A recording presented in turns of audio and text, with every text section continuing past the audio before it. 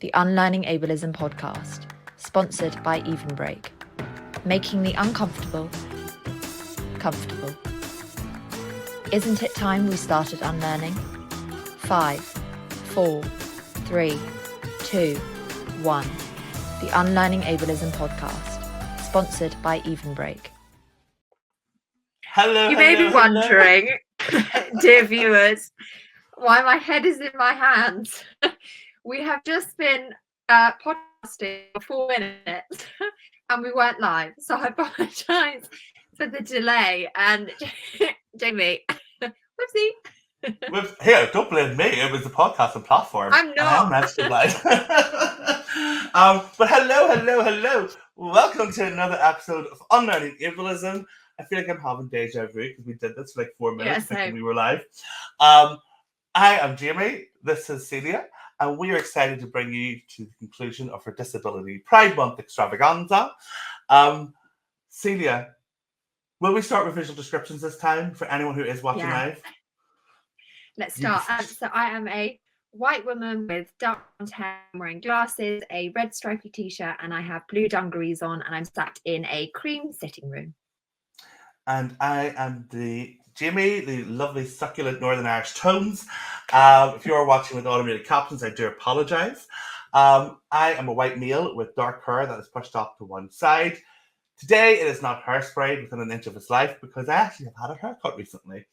I have blue eyes that like to go for little dances, lost in astigmas, and I have a short dark beard that is also neatly trimmed. I'm sat in my office and I'm wearing a black and brown shirt, which I think I wore previously in the month because it's so comfy. And I'm so excited. Disability Pride Month is coming to an end. For anyone who is watching this as the podcast or is watching it in Spotify or whatever platform you're using, and you're thinking, wait, it's August.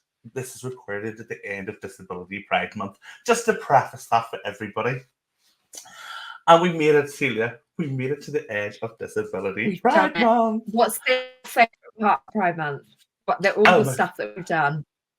My favourite part is Pride Month, and I feel like we've had a little time to prepare this answer because we answered it right when we were doing a fake start. My favourite part is I love our live series. I love the fact that we now have some sponsorship with the incredible Even Break. You know, Jane Hatton has been an idol of mine for some time. I'm working within the recruitment space. I've watched with so much curiosity and so much admiration for what Even Break are doing. So the fact now that I get to meet Jane, I get to work with Gemma and Dana and the rest of the team, I think that's the highlight for me, but also the possibilities because, you know, the sponsorship officially kicked in, I think, from the start of July, but you know, we're now kind of looking at future plans. What are we going to be doing moving forward? How do we grow together? And how do we really help people talk about ableism? So that's my favorite part about it. What about you? I'm biased because it is my job outside of Unlearning Ableism, the policy paper for me. Everything you've said as well, I second echo. And anybody watching or listening in, do let us know where you're coming in from. And if you have any questions for us about Disability Pride Month or incredible guests, please pop them in the comments as we're going, and I'll keep an eye on the chat and read them out as we go. My favourite part has been the policy paper. Reason being, this is the first time anybody has collected data like this, and to see the engagement that we had was just incredible. And now to see the fact that so many brands and organisations and outlets have picked up on our data and are now using it has just been incredible to watch. And you know, I'm a bit of a politics and a policy nerd, but it fills me with real hope about how receptive everybody was. And there's so much more that we're going to be doing in that policy paper. We haven't just written it and then dumped it and then moving on to the next thing. We are squirreling away behind the scenes on so many exciting projects. So what is this? But how do you, we're going to get on to it because I want to ask you how you feel about Disability Pride Month 2024 in general. But I want to save that question until our fabulous guest comes on. But Jamie, do you want to do an update on where we're at with the podcast? Because it's very exciting. Yes, exciting podcast news. So the Unlearning Ableism podcast is now available to stream on demand, meaning Spotify, Apple, Amazon, insert preferred podcast platform here. You can watch on demand. If you prefer to watch our live videos with captions, they are available on YouTube with open captions, meaning they're burnt into the video. And then if you do prefer to read along with the transcript, that is available on our website. Now, during this live, I will be sharing our link tree, which will have all the links where you can catch up. And that will be the past episodes that we have recorded. So the first episode that is on our Unlearning Ableism podcast playlist is, of course, our wonderful conversation with fabulous Jane Hatton, CEO and founder of Even Break. And that is available now to stream. But the same as all our lives now moving forward, there will be a 2-week delay for us to get it captioned, edited, and then onto our podcast stations. So do keep an eye out for them as they go live. We will continue to share them as well as continue to go live. As Celia says, do let us know what you're watching from in the comments. We are live on LinkedIn and should be Instagram. As we know, we're having a few issues today with our streaming service, so we may not see all the comments coming through. So if we don't get you during the live, we are so sorry. But if you do have any questions you want to ask us, post them in the chat. And I think this is a good time to bring on Gemma from Even Break, just to kind of talk about the partnership and obviously to celebrate Disability Pride Month with our new sponsors. So Gemma, welcome to the stage of Unlearning Ableism. Hello, nice to see you both. How are you doing? How is your Pride Month going? I'm good, thank you. It's been amazing. One thing that I've really loved about Disability Pride Month is the educational side of it and people learning about what it means to them. So we've done lots of pieces of content through social media, thanks to Dana for all of the fab work that she's been putting out and Annie writing the blogs. And we've had a bit of pushback on the word pride because obviously disability pride is right next to Pride Month for LGBTQ plus communities as well. So there's been confusion or misinformation about, well, what does Pride mean? So we've been able to re-educate and obviously sharing things like your fabulous blog and your Unlearning survey, Unlearning Ableism survey results as well. So thank you for those. No thanks needed. And do you know what? I always feel, because I identify as a gay man, and Pride Month in June is for a time to celebrate LGBTQIA, the richness, the history, the equity we still need, the equality we still need. And then we transition into Disability Pride Month in July, as we know, is very much centered on disabled people, supporting disabled people, amplifying our voices, and recognizing and celebrating the diversity of disability. And I think I'm very lucky because I get to go through 2 months of almost like, this is who I am, and I am loud and proud. But at the same time, there's so much pushback, isn't there, online, for people who are just not aware of what Pride has been, Disability Pride Month in particular. They think, oh, those gays are trying to have another party. Oh, those LGBTQIA people are just trying to get more attention. And you think to yourself, it's bananas that we still live in a day and age where you can't be proud of your identity, where we can't collectively unite against the discriminations, the ableisms, the hope, depending on what Pride Month people talk about, but how we can't collectively stand together and unite. It just baffles me that this is still seen as something that you don't need this. When the reality is, we all know we do. Yeah, absolutely. So a quick visual description for myself. I'm a white woman with dark hair, currently tied up because there's a bit of a heat wave going on. And I've got a grey background with a cow pattern on my chair, wearing a pink top and a black top underneath. Fabulous. And we didn't I love ask you the to do that. chair. I'm obsessed with the chair. It is. Is it? So is it animal? It's cow print, is it? It's cow print, yeah. Oh, brown cow, stunning. That is RuPaul Drag Race quote for anyone who picked that up. But Gemma, we are talking about our favourite part of Pride Month, and we were talking about the live being one of our proudest moments, but equally the sponsorship now that we have with Even Break, because it's so exciting. But before we kind of talk about that in depth, I wonder, is there any updates or anything that you want to tell us what's going on with Even Break at the moment, or give us some of the exciting news that you're doing? Yeah, absolutely. So we recently revealed some very exciting news, which I can share with you, plus an exclusive update on that as well. So we are sponsoring one of the biggest, if not the biggest, UK disability events in the UK that happens in March in the NEC in Birmingham, which is called NAIDEX. So we're sponsoring them for the second consecutive year. But for the first time, we're adding a new addition to the event, which will be a recruitment fair. So we're inviting many of our inclusive employers to come along and feature in NAIDEX, talk about what jobs they have available, how they're looking for premium disabled talent. And the exclusive news that I can share is the fact that ITV are the first organisation to sign up to the recruitment fair. So we're very excited and can't wait for more employers to be officially signed, and we can share all of that news. That is Amazing. absolutely fantastic. We knew there was going to be some big news, and we love the fact that it's so hot off the press. So thank you for spilling the tea with us and sharing that with us. And for anyone who isn't sure of NAIDEX, Celia, you've been a speaker at NAIDEX multiple times. I wonder if you want to share some of your insights in NAIDEX.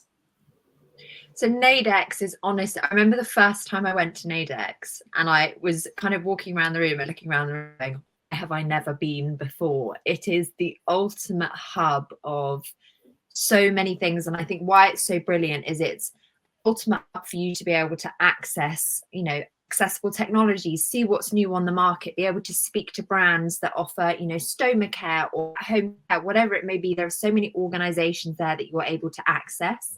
And that, as a disabled person, you don't often get choice.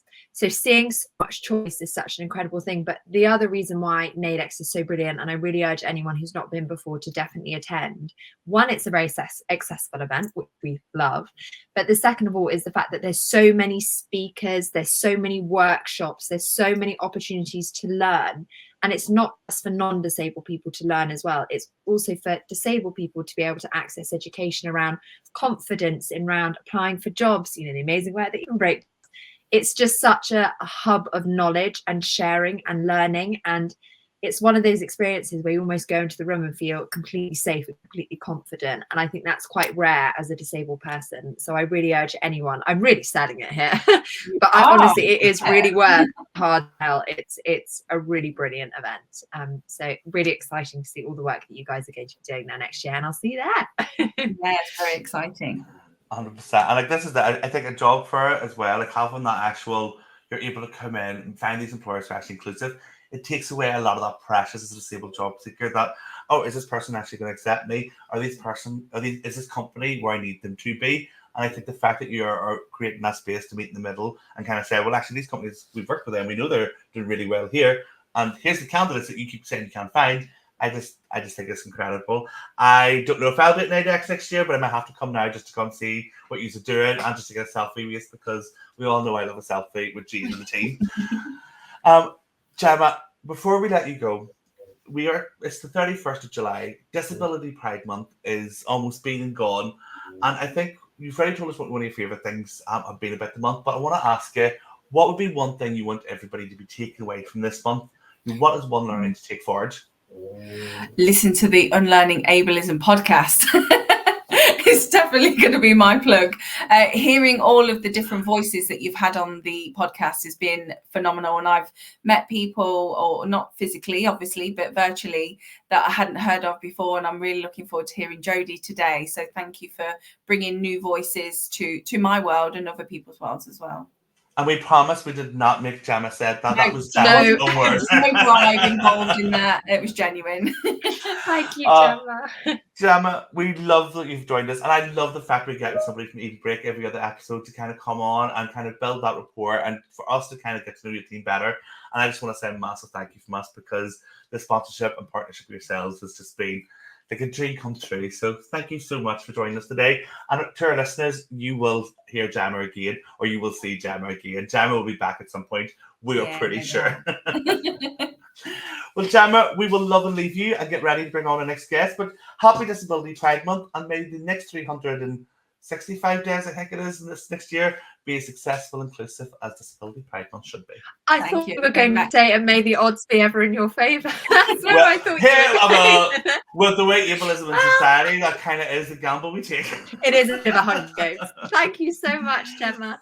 Thanks, Gemma. And now that why have we never used the analogy that ableism is like competing in the Hunger Games before? I feel on a level. Because I think if we did that, what would happen is I would have to dress up as the person who reads out the names in District 12 and be like, Effie. I would have to be Effie, but I would have to be wearing a bigger wig, a bigger hat, bigger eyelashes. And then I just don't know how that would get off that my face. So I don't know that's why we haven't done it.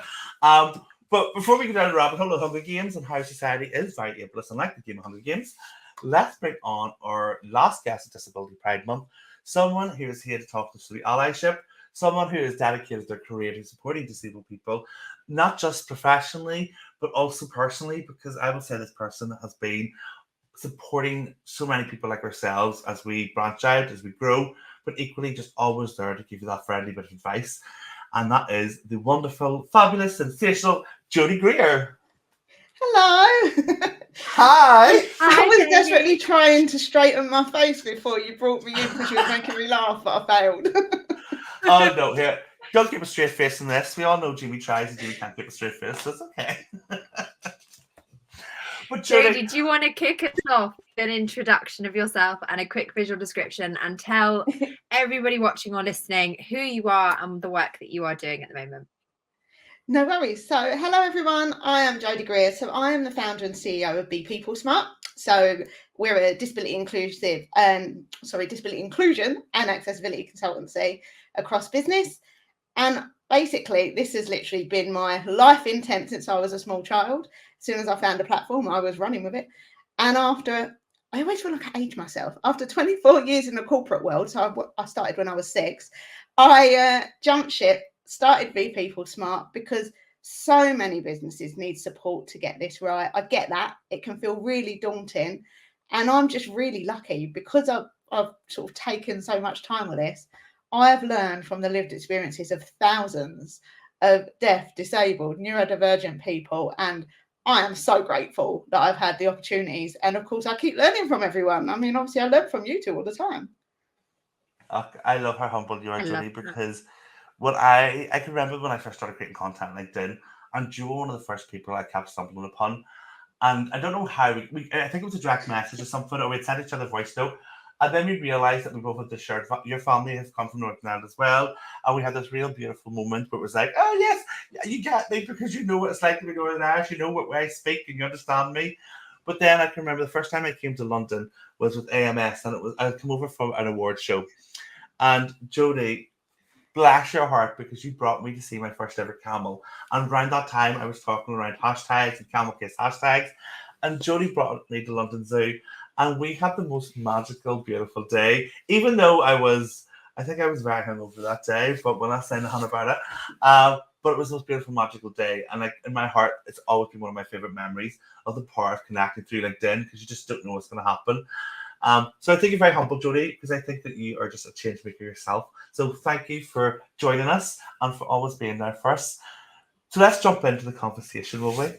So I just realised I didn't do my my visual description. Oh, you haven't done the visual description? Yes, please do that for those who are watching. I will do that. So I am white, female, wearing glasses. I do have dark purple hair, which is really hard to see because it's tied up. It's too hot. And I am wearing a blue dress. I feel like I need to tell you it's a dress. It's not just the top. I am being girl today. So yeah, I've got a dress on.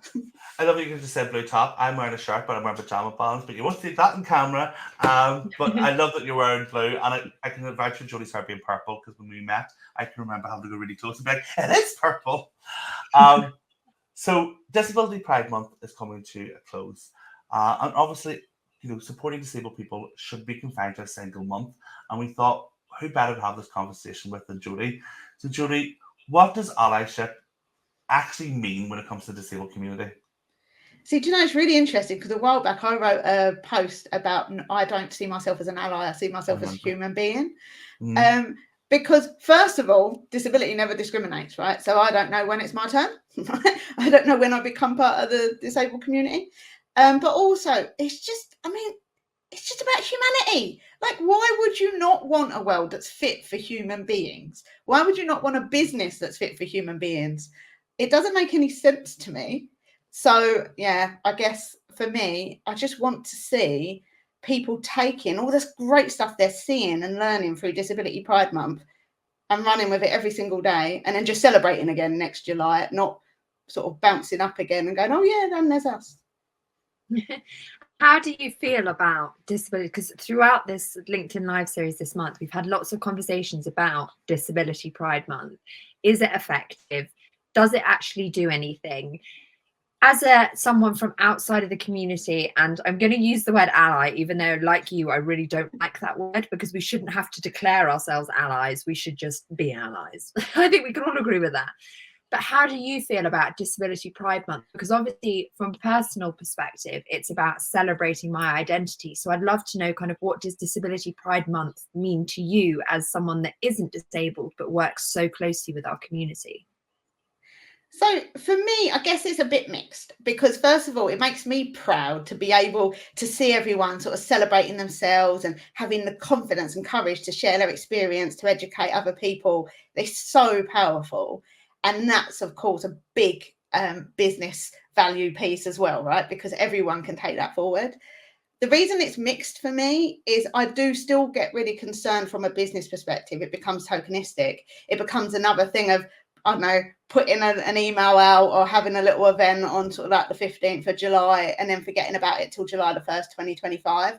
So that's what always concerns me with any of these things. But we need focus time. We need to give people that opportunity to say, oh, actually, do you know what? On reflection, we do need to do better. These are our gaps. Where do we get help and how are we going to take it forward?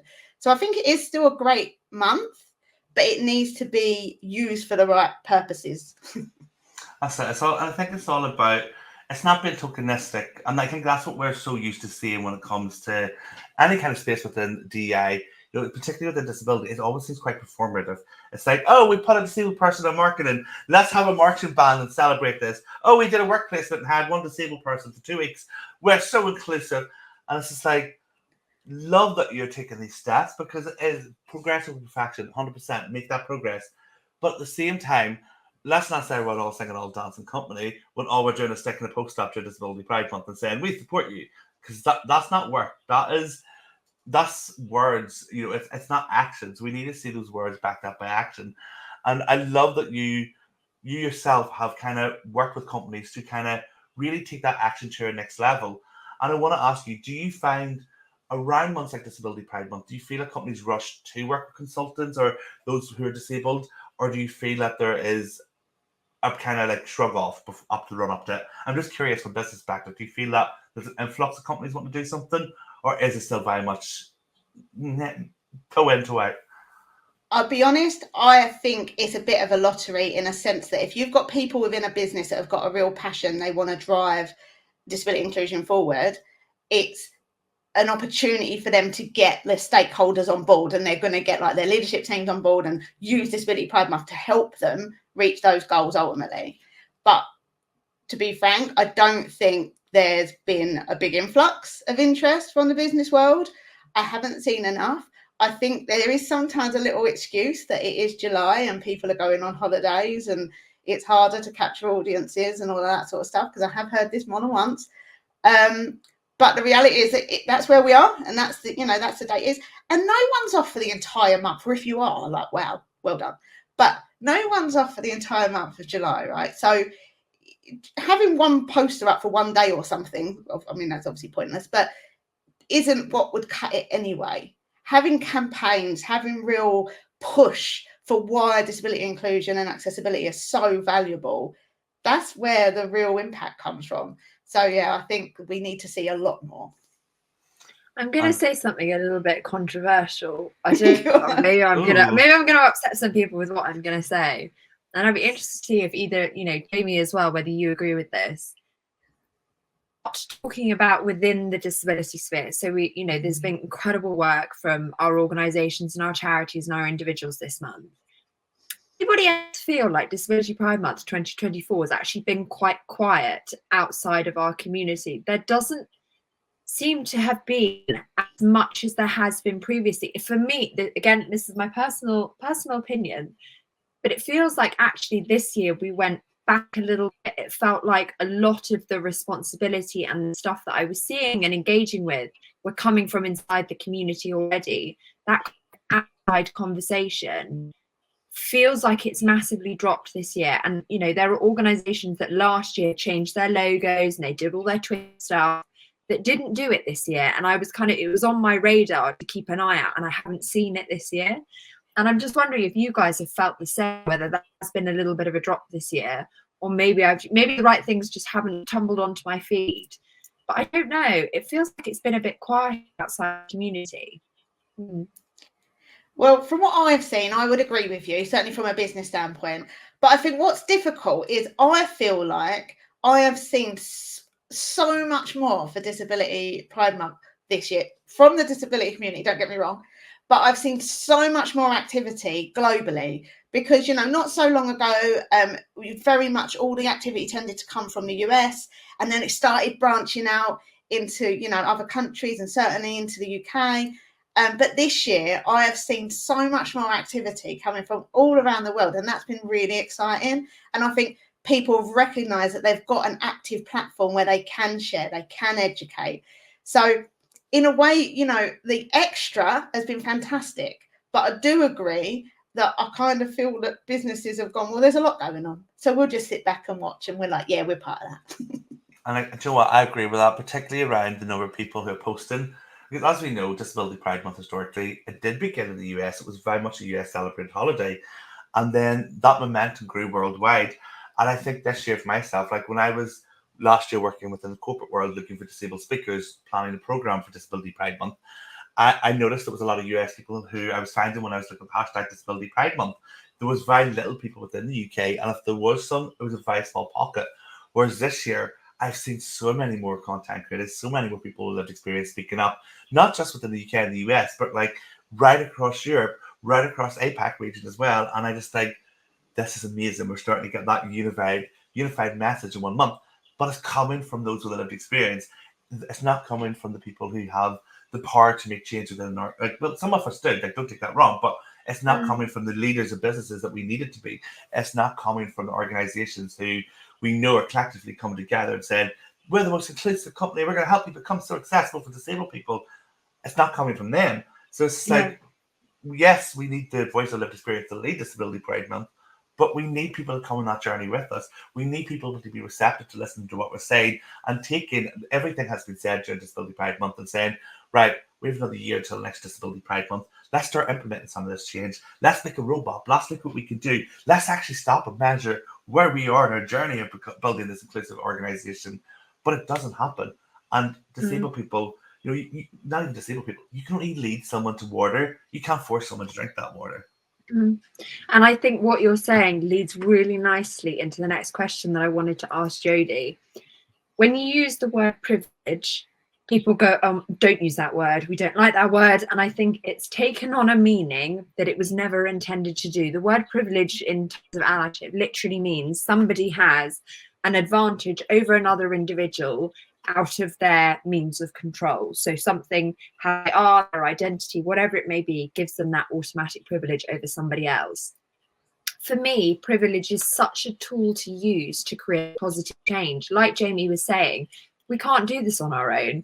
Yes, the expression nothing about us without us, but we need allyship. It's the vital component to make sure we get to the goal that we need to reach.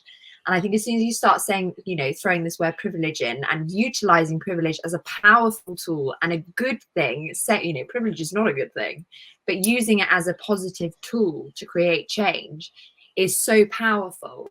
And I think there's a real underestimation outside the disabled community of how powerful allyship is and the change that it can make. And I want to know from your perspective as an incredible ally that is doing so much incredible work and doing it well, because there is poor allyship, but that is not you. And we can touch on that afterwards, some of the experiences you've seen about people doing allyship badly, because I think that's a really good message, as this whole episode is allyship, is how not to do allyship as well as how to do allyship.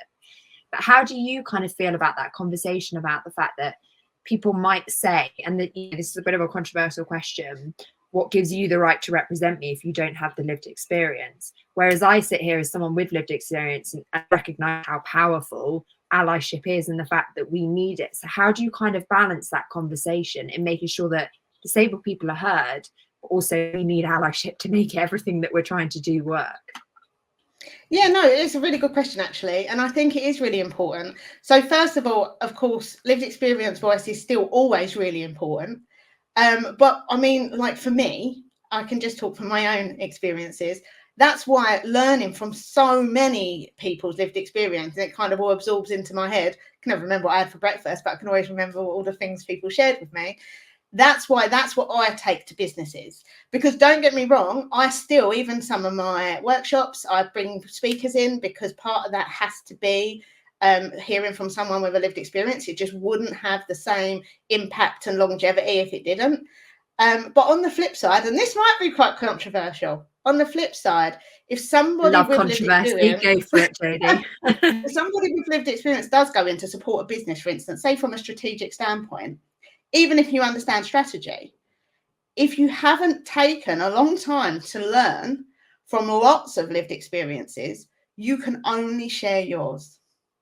So you can only share with a business yours personally. You might have really close connection with people with a similar disability, for instance, and so that would work really well. Like maybe if it was sensory, for instance, you can really help to define how that can impact individuals even wider than you. But I do think no matter who you are, if you're going to support business widely, you do need to have a breadth of knowledge and not only coming from an individual standpoint. I love that. Completely And do you agree. know what?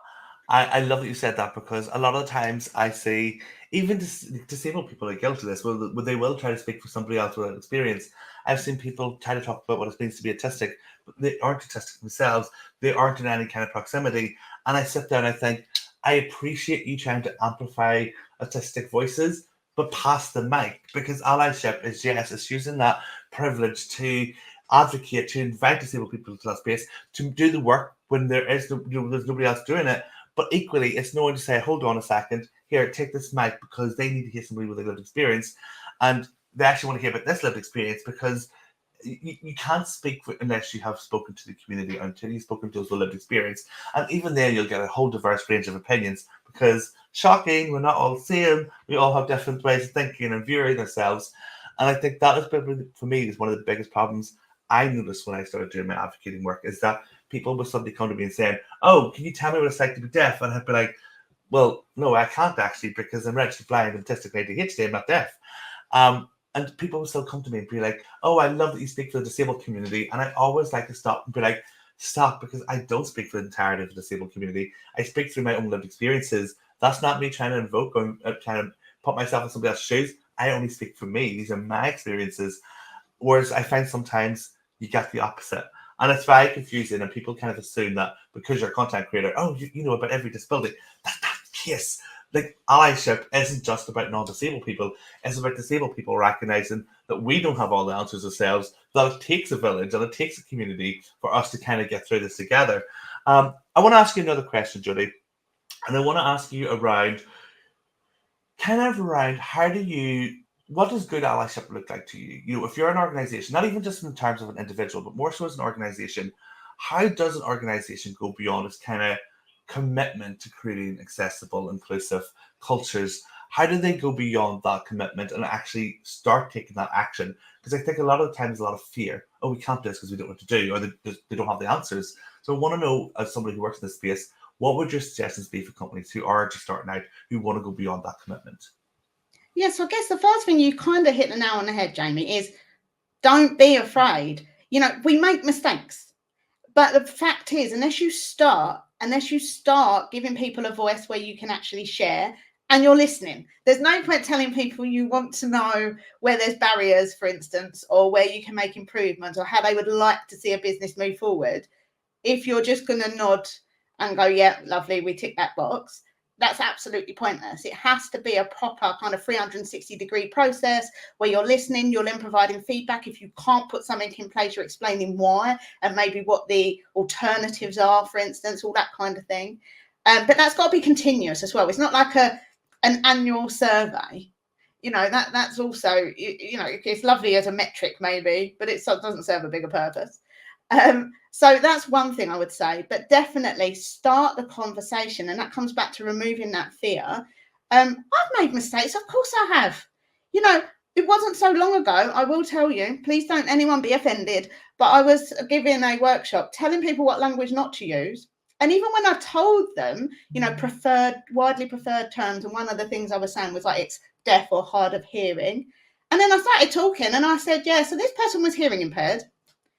And immediately I was like, Jodie, you literally just use language you advise other people not to use. And I told them that, and I was like, oopsie, you know. And I can make errors. Everybody can. I think so many people are so nervous to make what they see as mistakes that they don't make progress.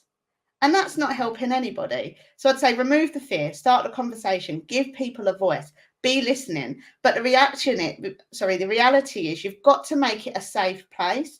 If you're not creating that culture of belonging by creating a safe place where there is no stigma, there's no repercussion, you know, because that's why people don't want to share. They don't want to come forward and tell you something they haven't before because, you know, they know that they're due for their next appraisal process or whatever it will be. And they don't want that to come back to them. Oh, does that mean that you're now going to start taking time off?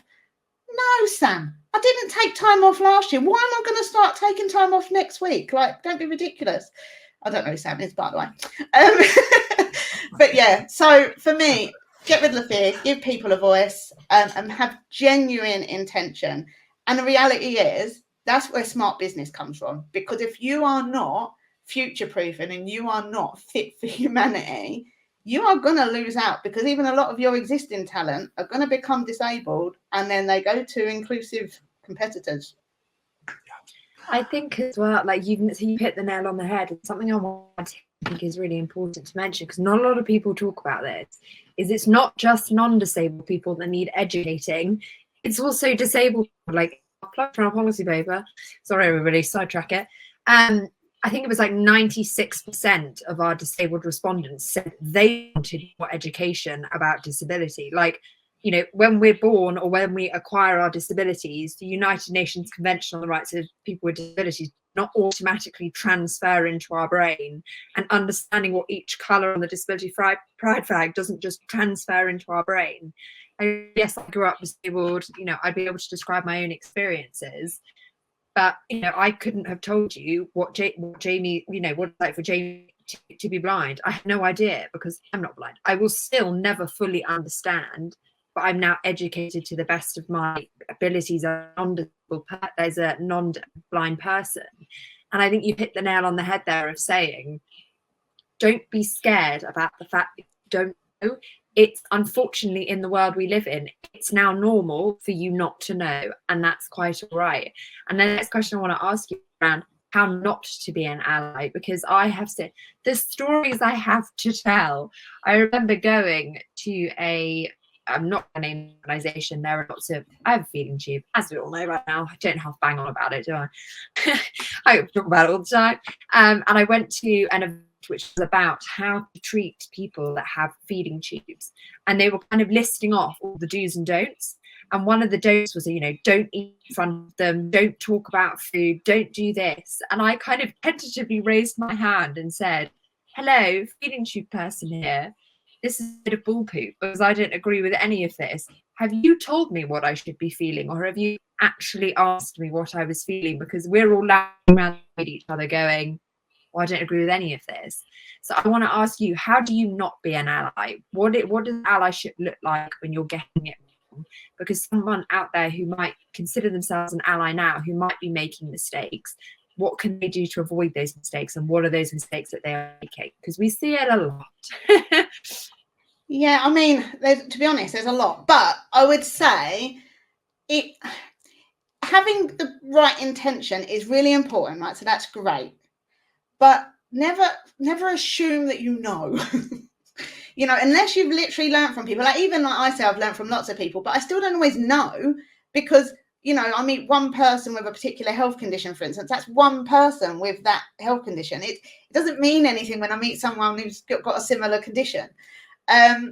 So don't assume that you know. You need to be able to talk to people. And although you want to be helpful, it's just really important that you have that conversation. You've got to have the courage to, but if you consider yourself an ally, you may well have more courage in the space anyway.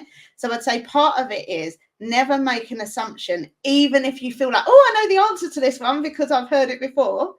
It is really important that you're actually talking to people. And something else I really want to flag, and I don't know if this is really classed as allyship, but bad advice is bad advice. So as much as I always encourage people to have the conversation, bad advice can be very harmful. So don't pretend you know about something if you really don't. You know, don't be educating teams in your business on digital accessibility if you don't really get it, or because you went to a 1 hour workshop somewhere, it's not going to be enough. You will need to get some support. So yeah, I would say bad advice, it can be really harmful. So get the right people to help you to get it right, because although you mean well, you could get it very wrong. And you know, one of the questions I get asked when I do talks or I do training is, oh, I want to be an ally, and how can I help somebody who doesn't want to help themselves? In the sense that somebody maybe hasn't asked for an adjustment or accommodation, or maybe somebody who doesn't feel comfortable to share at work or self-identify at work. And I always think to myself, an ally's job is not to try to assume something. It's not to make the ask to say, are you disabled? Should I be helping you? It's, yes, of course, to be open enough to have that conversation, but it's through your intentions and your actions that show you're an ally as well. You know, if you're delivering training, it's making sure everybody has a copy of the training beforehand. It's making sure the training is designed to be accessible. It's making sure that when you're going through the training, you're reading everything out in the page and you're not just skimming through because, oh, I've only half an hour to do this and this training's actually going to take 3 hours. You know, that's not inclusive for everybody. So I think allyship isn't just about, I'm an ally, that's, you know, I'm here for you. It's about showing that. It's showing that through your work. It's showing that through your actions. But equally, as you said, it's about understanding that every person is different. If you've met one disabled person, you have met one disabled person. And I actually seen somebody had today shared a resource. Now, it was from the UN, which kind of surprised me, but it was around language. And it was just like the language not to use and the language to use. And surprisingly, the word disabled person was in the language not to use. And I thought, this is a term used globally by a lot of disabled people, particularly those who feel very close with the social model of disability. Now, years ago, I would have had a problem with this language because I wouldn't have used it, but I wouldn't have challenged it, because I think if we have to get to the point where we challenge people in language, there's no argument to be had. You've lost the argument by having to fight with somebody about the right to identify. And I think for me, as an ally, what we should be doing is creating space for people to speak about their disabilities, to be able to self-identify the way they want, rather than trying to correct people. Because that's not what allyship is. Allyship isn't trying to correct people and say, you're right, you're wrong, this is how you be an ally. It's not about that. It's about being open. It's about learning. It's about being receptive. But most of all, it's about taking accountability for what you can and can't do and knowing when to pass the mic. I completely agree with that. Like, I've had people say to me, you cannot call yourself a disabled person, or like, don't you dare refer to your own disability with this, like, that's not the language we use. But it's my thing. Like, I will always respect how somebody wants to identify. It's one of the first questions that I will say to somebody is, how do you want to be referred to? What are your all of these questions? And I just feel like, even within our own community, again, controversial, but we shouldn't be telling other disabled people they cannot use that word to describe themselves. So they can't. Within remits, obviously, we all remember the Channel 4 documentary debacle, with that titling of that documentary, not to name any names, but we remember that. Within remits, that having somebody come up to me, especially when they're not disabled, to say you cannot use that language to describe yourself, I think this is like, I know you're acting with the intention of making sure we're kind of universalizing everything and you're trying to spread awareness, but actually this is a form of ableism in itself, that somebody who is a non-disabled person in a position of privilege is now telling me as a disabled person, again, how I should think and how I should feel, rather than creating the space for people to go, this is who I am, this is how I identify, this is what I need, and without fear of judgment. And that is the big word for me around allyship, is removing judgment. And I think that's so important. It's something you've nailed so well, and why we were desperate to have you on as our kind of speaker around allyship, because it is that freedom of expression, freedom to be who we want to be and who we are. And that is, I will not have United Nations slander in here. As a lawyer, I will not have United Nations slander. Iffy around the edges. We will try and sort that out one day. But I think it's just so important that we cannot blanket people. We cannot box people into disability. Like, I say, oh, hi, my name is Celia and I'm disabled. To somebody that doesn't know me, that actually gives you no details about who I am as a person. Absolutely nothing. You have no idea about me or my life or my experiences. And I think that's so important, what you were touching on there around language. do you know, talking of language as well, and talking about how not to be an ally, you just, as you were speaking, I was thinking about all these like experiences people have shared with me, and one particular one. So it's not to kill the conversation matters, but it's also about appropriateness. So I'm going to give you an example. Also, I'm not going to say who. So someone came as a guest speaker to one of my workshops, and he is a wheelchair user, and he'd not long joined a new team in his business. And I laugh because it's just so ridiculous. But he joined the team and he said hello in the first morning, as you do, you know, and they had a little meet with some cakes and things. Fruit was available. And they had a little chat, and they asked him a couple of questions. And he was like, someone must have asked him if he was married or something. And he said, yeah, my wife's called XYZ. And this person who was so comfortable to be, you know, an ally and sort of, you know, enable people, actually came out, and bearing in mind as well, not that it would have been all right, but he's only known him about 25 minutes, actually came out and said, does it all work down there? Can you have children? And he shared this in the workshop. I didn't know, he hadn't told me, so I didn't even know this was coming. And I was with the rest of the audience going, what now? And they were so sincere. And I said, what did you say? And he said, to be honest, for about 30 seconds, I said nothing. I didn't know what I was supposed to do with that. He said, and eventually I just said to them, we are hoping to start a family, and tried to just, you know, cut it off. And I was like, that to me is just weird. Like, that's very strange interaction with someone anyway. You know, if I started there, I don't think they're going to ask me if I have a sex life. So it's very weird. Very, very strange. So there's a difference between confidence and allyship and inappropriateness. And nosiness, because I find as well, a lot of times people will ask you questions, and I think to myself, is there a benefit to you knowing the answer to this here? You know, for example, I'm trying to think actually now, for example, if I'm saying this here. For example, okay, my eyesight, people will ask me, oh, can you see this? Can you see that? And in work environment, and I appreciate it. It's great. But when I'm out and about in public and people are like, can you see this? And they give me the finger, and I just give the cold camera the finger. I'm so sorry. But they'll do things like that. And I think, what's the point of this? And I think it's back to that appropriateness as well. It's like, why are you trying to make a dick out of me by trying to show my eyesight off? Do you know what I mean? And I don't like that. And again, try that appropriateness. But equally, that inquisitiveness, you know, yes, be curious and ask somebody, you know, what way do you access this here? Is there anything more specific I can do to support you? But if you're having to ask questions around your sex life, around our bowel habits, whatever it might be. I knew you were bringing that up, the infamous, when I was at a party and I had the infamous, if you can't eat, excuse my language, how do you shit? Was infamous my kind of example of the appropriateness question. So yeah, it's there's such a difference between being inquisitive or positive intention, such as, you know, as somebody with feeding tube, do you need access to an accessible toilet? Is that something we can provide? La, la, la, rather than, you know, what are your bathroom habits? Because that's almost asked with the intention to embarrass and belittle, and it's very dehumanizing, incredibly dehumanizing. And I think I'm so glad that you brought this up, because there is a real, I think, issue with people overstepping the mark. We're out here as a disabled community saying, ask questions, be inquisitive, educate, be aware. But there is a fine line of that. I think maybe the advice then to say is, would you ask somebody that was non-disabled the same question that you're about to ask me, or around the same theme? Would you ask me about my sex life? Would you ask me about my bowel habits? Would you ask me about my sleep routine? Would you ask someone, you know, do you take any medication in the morning? If so, at what time? Do you take it with a coffee? Do you have breakfast? Think about the fact that we're trying to, hate the word normalize, but everybody on the same playing field. Yes, the questions are slightly different, and the intentions with why the questions are being asked are slightly different.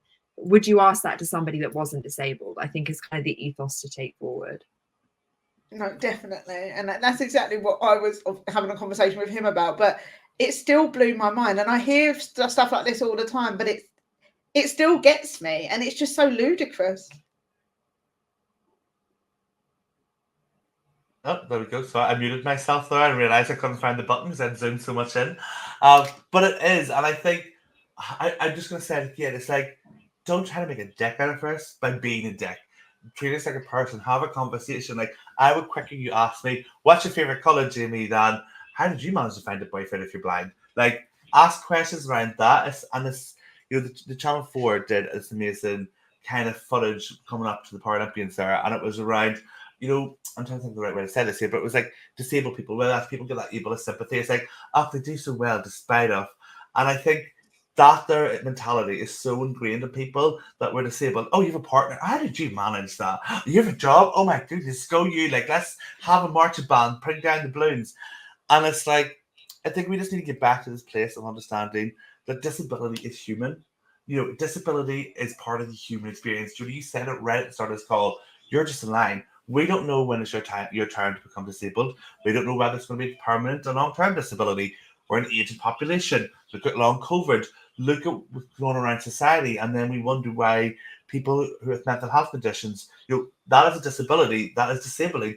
And I think we all will experience disability in a lifetime, and I think we need to get back to treating it as this human experience, not as this far away, never reaching thing, or this thing to mock, belittle, or almost make a dick out of, because we've had enough. That is ableism, and it's just so ingrained. I'm conscious that we're down to our last 10 minutes, and I know we will be finishing a wee bit later today because of our boot at the start of the live. But I want to ask you, because Disability Pride Month has been, it's such a significant milestone for so many people, and I want to know, how do we take what we've learned in this, or what we've learned to see from creators across the month, how do we take that back into our lives, both professionally and personally, to be allies? Like, how do we do that? How do we do that well? We've talked about the not so well, but how do we do that from a place of actually wanting to do it right? Well, I think we've all got a responsibility, right? So it is about that everyday thing. And I'm not talking about you have got to spend 24 hours a day every day talking about disability inclusion. But the fact is, you know, in your conversations, making sure that that is part of it. And I do mean at least on a weekly basis, right? Hopefully more, but at least on a weekly basis. It's one of the things you're posting about. And even if you're not directly posting about it, for instance, making your social media posts inclusive, making it, and again, I hate the term normal, but normalizing the fact that you have descriptive text in your post, for instance, for your images. People start switching mindset, kind of going, oh, so people do this now, you know, they're explaining what's there for people. Little steps like that can even make a big difference. But within your business, and I always come back to business because particularly with bigger businesses, there is such a huge impact on millions of people around the world. Probably more than that if I added up all the numbers of all the employees and customers. But the reality is, I suppose we could say the 1.3 billion disabled people reach business somewhere. And I think it's so important that you are taking those steps every single day. You're taking what you're seeing during July, you're moving it forward. August through to June should be your doing, and July should be your celebrating. And then August through to June, you're doing. You still keep doing in July, but obviously you're celebrating anyway. But that's what I think the different mindset needs to be. Whereas August through to June, maybe, and July, you're going, oh, aren't we great? We just held an hour's event. And I think that's where we need a massive mind shift. August to June is Disability Pride, and July is Disability Pride celebrations. I love that. And you know, I would add to that as well by saying we have so many other milestones around the year. Like, we have Black History Month coming up in the UK, which is in October, I believe. We have International Day. Use International Day, by the way, as a halftime. Review what you've done since August to then, and then go back again. But I think, look at these other milestones and these other significant dates, because disability does not discriminate. It does not care about your gender, your ethnicity, your sexuality. None of that matters, because you're just waiting your turn. So bringing that intersectional piece, stop seeing disabled people as just a market employee in July and in December 3rd. Use this within your marketing campaigns all year round. Represent us all year round. Create accessible change all year round, not just in these moments. And I love that you say use August to June as your time for action and July as a celebration, because that should be the mindset swap shift, where at the moment it is, let's celebrate what we could do or what we think we're doing really well. Celia, before we were about 5 minutes left, and I just want to ask Celia, what would your thoughts be? What would allyship look like to you moving beyond Pride Month right now? I think allyship plays such an important role, and I think there is stigma on allyship from sometimes, again, controversial. What are we doing today, everyone? There is a stigma sometimes within our own community about allyship being dangerous, and I think allyship can be dangerous when it's done wrong. And Jodie, you explained so brilliantly why it goes wrong is because people are speaking on behalf of us without the correct information, and that is a very dangerous thing to do. I've seen so much misinformation spread, and now we're having to undo all of that. Allyship we can't achieve what we want to achieve without allyship. It's plain and simple as that. I wish we could, but we can't. We are still, at the end of the day, a minority group. And minority means there are much less of us than there are of everybody else. We need everybody to take responsibility for the situations that we are in. And I think, people just think it's an ethical and a social issue, and it's just something we need to touch on just to hit diversity quotas. No, and going into a serious mindset for a moment, 98% of disabled people are discriminated against, and 46% of disabled people are discriminated against at least once a month. That's billions of people, that's billions of incidents happening on a regular basis. We need allyship to stop that curve, because currently actually that curve is starting to rise again, and we have seen it through societal examinations. During the 1990s and the 2010s, we had such a peak in the disability movement. Because of the expansion of technology and business, we are actually starting to go down again in terms of movement and progression. And the reason for that being is the population is growing and getting larger, and there are more developments to push that trend back upwards again and faster. We need allyship. It's such a crucial role. And for anybody that is going to start their conscious journey into allyship that has been a quiet ally for many years, or hasn't even had that conversation with themselves, learn from other allies and learn from people in the disabled community who are getting it right. And learning from other people is one of the most powerful tools, and it's free. It's available online. All you have to do is follow somebody. And I don't want to fall into a trap as a community of downplaying the importance of allyship, because it is vital to change. That was a very long-winded way of saying that. I'm sorry. Oh, no, I love that. I think it's really great conclusion to everything. And I just want to say as well, don't run around screaming, I'm an ally. Because to me, I don't understand when you're an ally, because allyship's meant to be thankless. It's not meant to be about getting a pat on the back. Oh, you're such a great ally. It's about just being a better person. It's about, as you said, it's about being human. We shouldn't have to be allies. This is the thing. We shouldn't have to. It's like you presume somebody isn't sexist. You presume somebody isn't racist. You presume somebody isn't homophobic unless you see to the contrary. But we have to declare ourselves anti-ableist, because it's not the norm to not be ableist. And I think that's a very scary thought. Very scary 100%. thought. Sorry to interrupt. I just wanted to kind of add. No apology needed. I just want to make sure I did not run around asking people how to be an ally, because go and open Google, go speak to disabled people. There's so many resources out there. Stop screaming, I'm an ally. How do I be an ally? We need to stop that. Jodie, conscious we're coming into the close of the podcast, and I want to ask to make sure that everyone can stay in touch with you. Tell us, how can people stay in touch with you? What are your websites and your emails, socials, things like that? Yeah, absolutely. So you can find me on LinkedIn. That's where I spend far too much of my time, if I'm honest, but I love it. So yeah, I'm on LinkedIn. I'll be honest, don't really use most of the other platforms. You can find me on the website. So it's bepeoplesmart.co.uk. And I just want to put a quick plug for another freebie. We're talking about free stuff. Yeah, to make you to be able to take that action all the way through that you're going to celebrate next July. We have on the website a disability inclusion maturity model, no registration, totally free. Just click and get it. 10 different business areas. See where you are now. Set your own goals. Be realistic, but push yourselves. And then you'll be able to see with the granular details the actions to help you get there.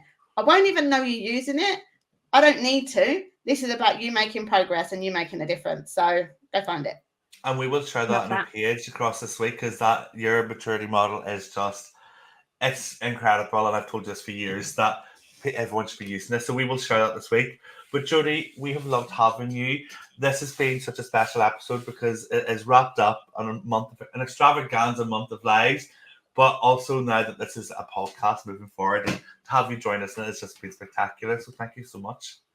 No, thank you both. It's been a wonderful way to move into August action time. Yes, time for action. And as we said, the Unlearning Ableism podcast is now available as a video YouTube with captions across all major platforms, Spotify, Apple, / and certainly preferred platform here. And as well as that, though, you can get a transcript on a website. Give us 2 weeks, and this episode will be added to our library. And if you do want to get in touch with us, if you do want to appear as a guest, please reach out to info@unlearningableism.com. Or if you do have a question you'd like us to tackle on the live, please let us know. But from myself, goodbye for now, and I hope you've enjoyed our live series. Over to you, Celia, say your goodbyes. Thank you, everybody, for joining us.